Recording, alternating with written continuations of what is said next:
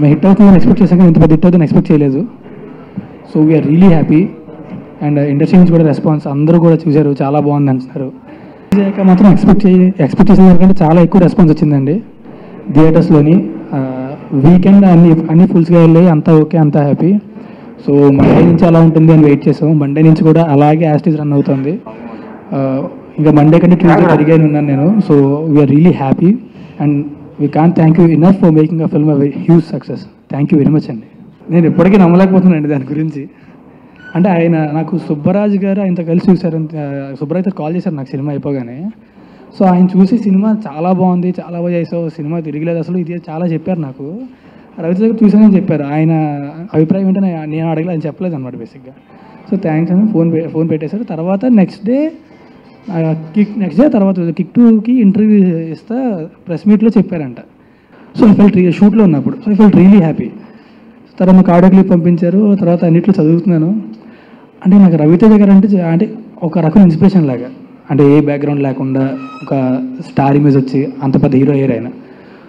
So అలాంటి వ్యక్తి cinema చూసి నా గురించి ఒక ప్రెస్ మీట్లో చెప్పడం అనేది I feel really happy and I cherish it for ever. Actually ఉయ్యాల జంపాల చూడగానే నాకు కాల్ చేశారండి. ఫోన్ చేసి చెప్పారు సినిమా చాలా బాగుంది అని. ఒక 5 to 10 minutes మాట్లాడారు. అప్పుడే చాలా హ్యాపీ ఫీల్ అయ్యా. ఇది మాత్రం I definitely cherish it for my entire life and I can't thank you first. Thank you very much sir. నేనా? అయ్యో లేదండి, చేసిన 2 సినిమాలు.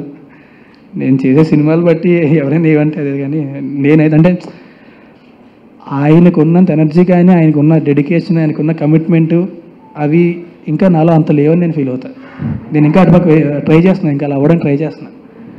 సో ఒకవేళ అంత ఎనర్జీ లెవెల్స్ కానీ అవి కానీ నేను చాలా ఉంటాయి ఆయన గురించి. He so perfect. అంటే ఎప్పుడు ఆనందంగా ఉంటారు, ఎప్పుడు హ్యాపీగా ఉంటారు, కానీ మిగతా అన్ని విషయాలను పర్ఫెక్ట్గా ఉంటారు. సినిమా వచ్చేసరికి ఆయన ప్యాషన్ కానీ. So when I reach that అప్పుడు ఏమో, కానీ ఇప్పుడైతే మాత్రం ఐ డోంట్ నో. ఓకే, అంటే ఆయన కూడా చెప్పారు కదా, అంటే ఆయనది ఫ్రీ స్టైల్ యాక్టింగ్. సో ఎవరైనా అలా చేస్తే అలా అనిపిస్తుంది. ఎందుకు ఫస్ట్ ఆయన చేశారు ఆబ్వియస్లీ తెలుగులో. అంటే నేను ఫ్రీ స్టైల్ యాక్టింగ్ చేశానని చెప్పట్లేదు. ఎంతో కొంత ఆయన ఇన్స్పైర్ అయ్యాను, తెలుసు తెలియకు వచ్చేస్తుంది అది.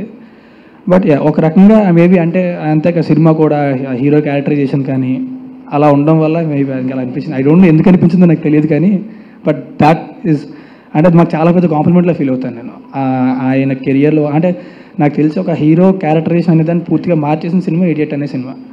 సో ఆ సినిమా చూసినట్టుంది అనడం I think it's really big thing for us. Of course I'm so happy అండి. నాకు ఉయ్యాల జంపాల అయిపోయిన తర్వాత ఈ సెకండ్ సినిమా చేసేటప్పుడు ఈ సినిమా చూపిస్తున్నామా నాకు అంటే ఒక సినిమా హిట్ అయిపోతే ఒక వన్ టైం వండర్ అనేస్తారు. నాకు చచ్చిపోయే వరకు సినిమాలోనే ఉండాలి. సో ఈ సినిమా అందరం కలిసి చాలా కష్టపడి చేసాం. ఆ కష్టం ఒకటి మాకు తెలుసు. సినిమా చాలా కష్టపడి చేసాం, బాగా చేసాం, ఎంతో ప్యాషన్తో చేసాం. సో మనస్ఫూర్తిగా అందరూ హిట్ అవ్వాలని కోరుకొని వెయిట్ చేసాం. సో అంత పెద్ద హిట్ అయ్యేసరికి నాకు ఎవరి ఆనందానికి అవధం లేదు. Actually we are really happy. Confidence అంటే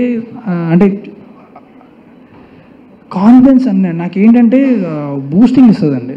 అంటే ఒక సక్సెస్ కానీ లేకపోతే ఎవరైనా మనల్ని పొగిడినా కానీ అంటే ధైర్యం ఇస్తుంది. మనం ఇంకా ముందుకు వెళ్ళగలం. ఓకే, ఇక్కడ దాకా మన జడ్జిమెంట్ కరెక్ట్, ఓకే ఇంకా ముందుకెళ్ళాం. ఒక సినిమా హిట్ అయింది. నాకు ఒక సినిమా హిట్ అవ్వడం అనేది ఎన్నో జన్మల అదృష్టం అండి. నిజంగా ఎన్నో జన్మల అదృష్టం అది.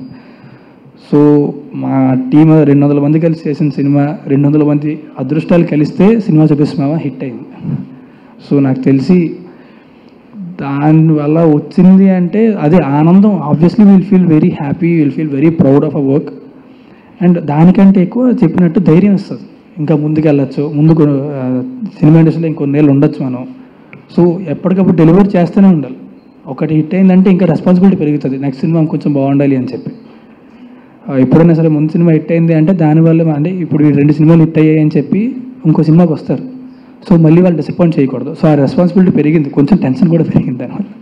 సక్సెస్ క్రెడిట్ అంటే ఇప్పుడు ఒక సినిమా ఒక్కరి వల్లకి ఎప్పుడు హిట్ అవ్వదండి. ఏ ఒక్కరి వల్ల ఎప్పుడు హిట్ అవ్వదు.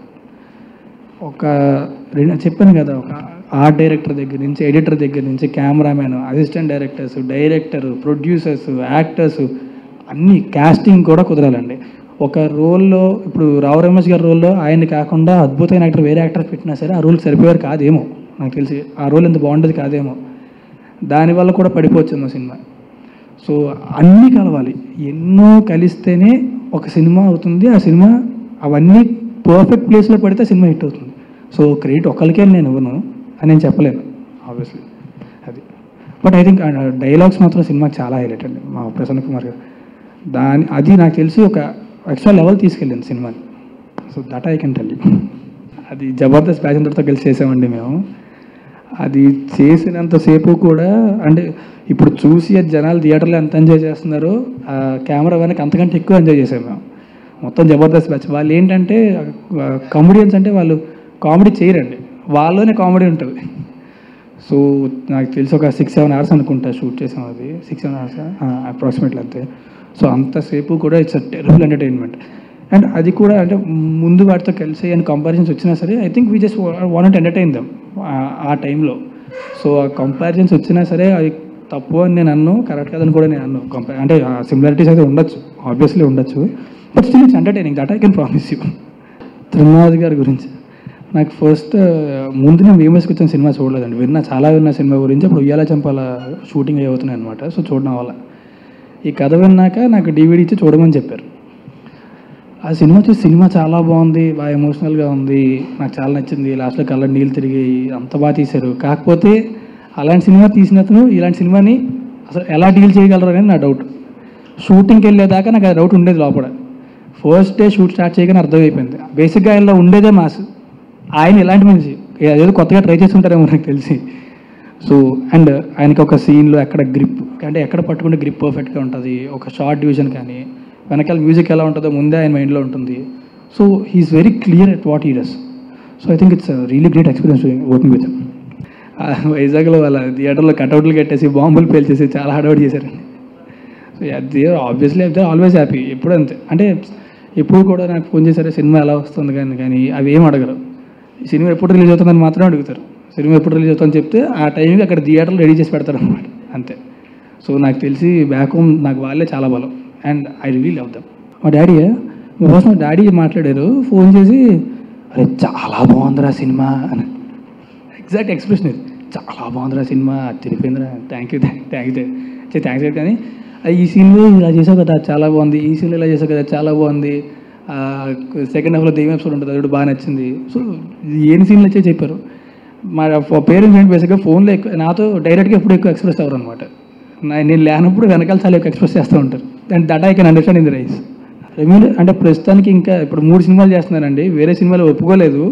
సో ఇప్పటిదాకా అయితే పెంచలేదు, మరి పెంచనట్లేదు. కానీ నేను ఎప్పుడు కూడా ఒకటి మాత్రం నాకు ఎప్పుడు క్లారిటీ, ఒక సినిమా అంటే నా మార్కెట్ ఎంత ఉందా, సినిమా బడ్జెట్ ఎంత, అన్నీ మనసులో మైండ్లో పెట్టుకుని ఎప్పుడు సుకుమార్ గారు ఆయన ప్రొడక్షన్లో సినిమా చేస్తున్నానండి. అది again it's pure love story. ఆయన సుకుమార్ గారి కైండ్ ఆఫ్ లవ్ స్టోరీ అది. దాని తర్వాత ఇంకో సినిమా కూడా చేస్తున్నాను, అది ఇంకా టైటిల్ పెట్టలేదు. నా క్లోజ్ ఫ్రెండ్ శ్రీనివాస్ గౌరెడ్డి నా అబ్బాయి డైరెక్ట్ చేస్తున్నాడు. అది అగైన్ ఇట్స్ విలేజ్ మూవీ, కాకపోతే ఉయ్యాల చంపాల కంటే చాలా డిఫరెంట్గా ఉంటుంది అది. సో నెక్స్ట్ 2 మూవీస్ తర్వాత సెలెక్ట్ చేసేసుకున్నా కాబట్టి నాకు వేరే చాయిస్ లేదు, ఆ తర్వాత ఆలోచించాలి. ఉయ్యాల చంపాలకి ఏంటంటే ఆల్మోస్ట్ అందరూ కొత్త వాళ్ళే, అవికా తప్ప. అండ్ తను కూడా తెలుగు కొత్తది. సో అక్కడ ఏంటంటే అందరూ కొత్త వాళ్ళే కాబట్టి ఎన్విరాన్మెంట్ చాలా ఫ్రీగా ఉండేది, చాలా హ్యాపీగా ఉండేది, హ్యాపీగా గడిచిపోయేది.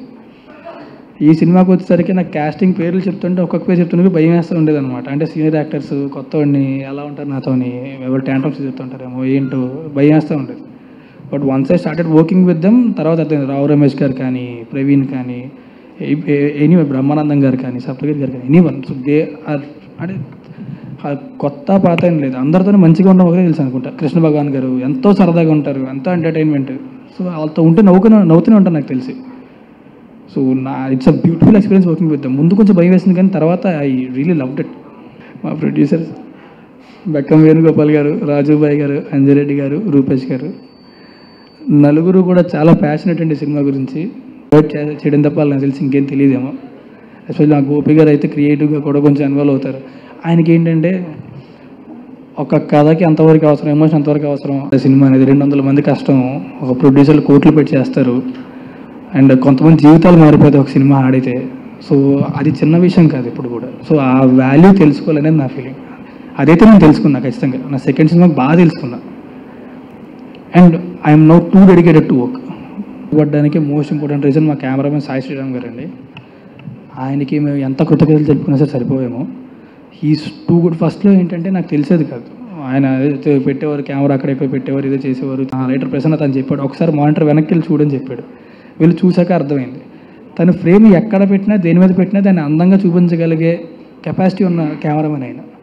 సో నాకు తెలిసి ఒక 1 or 2 yearsలో ఆయన అందరికంటే ఆయన బిజీ అయిపోతారేమో. And I really hope that he'll get so busy. I wish him for that.